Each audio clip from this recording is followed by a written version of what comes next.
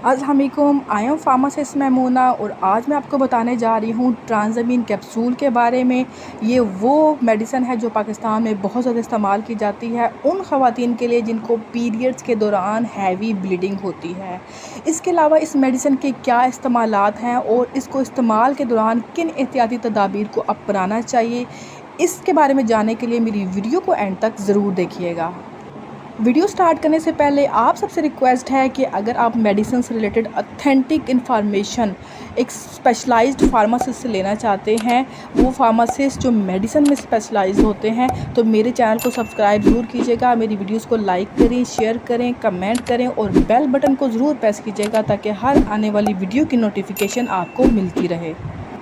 तो चलते हैं वीडियो की तरफ। इस मेडिसिन का नाम है ट्रांज़ामीन कैप्सूल्स। ये कैप्सूल्स की फॉर्म में अवेलेबल है। इसकी स्ट्रेंथ 500 मिलीग्राम है। इसके अंदर एक्टिव इंग्रेडिएंट ट्रांज़ैमिक एसिड मौजूद है और इसमें एक पैक में 20 कैप्सूल्स हैं और ये जापान के लाइसेंस के अंडर हिल्टन फार्मा ने इसको बनाया है। अब चलते हैं इसके एक्टिव इंग्रेडिएंट की तरफ। तो इसका एक्टिव इंग्रेडिएंट है ट्रांज़ैमिक एसिड। ये क्या काम करता है और कैसे काम करता है? ट्रांज़ैमिक एसिड मेडिसिन्स के एक ग्रुप एंटी फाइब्रिनोलिटिक से बिलोंग करता है। ये मेडिसिन हमारे खून में मौजूद ऐसे एजेंट जो खून को जमने से रोकते हैं उनकी एंटी यानी उनके ख़िलाफ़ काम करता है और खून को जमने में मदद देता है। ये खून के जमे हुए क्लॉट को डिज़ोल्व होने से बचाता है और हमारे जिस्म में किसी भी जगह पर होने वाली ब्लीडिंग को रोकता है। ब्लीडिंग वाली जगह पे खून को जमा कर ब्लड क्लॉट बनाकर ब्लीडिंग को स्टॉप करता है। अब आते हैं इसकी इंडिकेशन यानी यूज़ेस की तरफ। तो ट्रांज़ामीन का जो मेजर यूज़ है वो ख़वातीन में होता है मेनोरेजिया के केस में। मेनोरेजिया एक ऐसा इशू है जिसमें ख़वातीन को हैवी पीरियड्स होते हैं। पीरियड्स का ड्यूरेशन 7 दिन से ज़्यादा हो जाता है, हैवी ब्लीडिंग्स होती है और बड़े साइज़ के क्लॉट्स ब्लड के साथ निकलते हैं। हैवी ब्लीडिंग को रोकने के लिए ट्रांज़ामीन कैप्सूल्स प्रिस्क्राइब किए जाते हैं। हैवी पीरियड्स के अलावा अगर हेमरेज की वजह से या बच्चे की पैदाइश की वजह से हैवी विजाइनल ब्लीडिंग हो तो उसको रोकने के लिए भी ट्रांज़ामीन कैप्सूल प्रिस्क्राइब किए जाते हैं। ब्रेन हेमरेज जिसमें दिमाग के अंदर खून के शरीयान हाई ब्लड प्रेशर की वजह से फट जाती है और ब्रेन में ब्लीडिंग स्टार्ट हो जाती है, जिसको रोकना बहुत ज़रूरी होता है। इस ब्लीडिंग को रोकने के लिए ट्रांज़ामीन कैप्सूल यूज़ किए जाते हैं। नोज़ ब्लीडिंग यानी एपिस्टैक्सिस जिसमें नाक के अंदर छोटी शरीयान फट जाती है, इस ब्लीडिंग को रोकने के लिए भी ट्रांज़ामीन कैप्सूल यूज़ किए जाते हैं। ट्रांज़ामीन कैप्सूल को हीमोफीलिया के पेशेंट्स में यूज़ किया जाता है। हीमोफीलिया के पेशेंट्स में कुदरती तौर पर खून जमाने की खासियत नहीं होती। ऐसे लोगों को जब चोट लगती है तो उस जगह पे खून नहीं जमता और ब्लीडिंग नहीं रुकती। हीमोफीलिया के पेशेंट्स में ट्रांज़ामीन कैप्सूल यूज़ किया जाता है जो कि इंजरी साइट पे क्लॉट बनाकर खून को बहने से रोकता है। इसके अलावा किसी भी किस्म की सर्जरी है, किसी भी किस्म का सर्जिकल प्रोसीजर है, टूथ एक्सट्रैक्शन है यानी कि दांत निकालने की सर्जरी है, दिल की सर्जरी है, ये कोई भी सर्जिकल प्रोसीजर है तो उससे पहले या फिर उस सर्जरी के बाद ट्रांज़ामीन कैप्सूल को यूज़ किया जाता है ताकि सर्जरी के बाद खून बहुत ज़्यादा ना बहे या खून का ज़िया ना हो। अब आते हैं ट्रांज़ामीन कैप्सूल की डोज़ की तरफ। तो डॉक्टर इसको सुबह दोपहर शाम एक कैप्सूल भी एडवाइस करते हैं और डिपेंडिंग अपॉन द कंडीशन सुबह दोपहर शाम 2 कैप्सूल भी प्रिस्क्राइब किए जाते हैं। इसके अलावा अगर कंडीशन बहुत ज़्यादा सीवियर है तो ट्रांज़ामीन के इंजेक्शंस भी एडवाइस किए जाते हैं।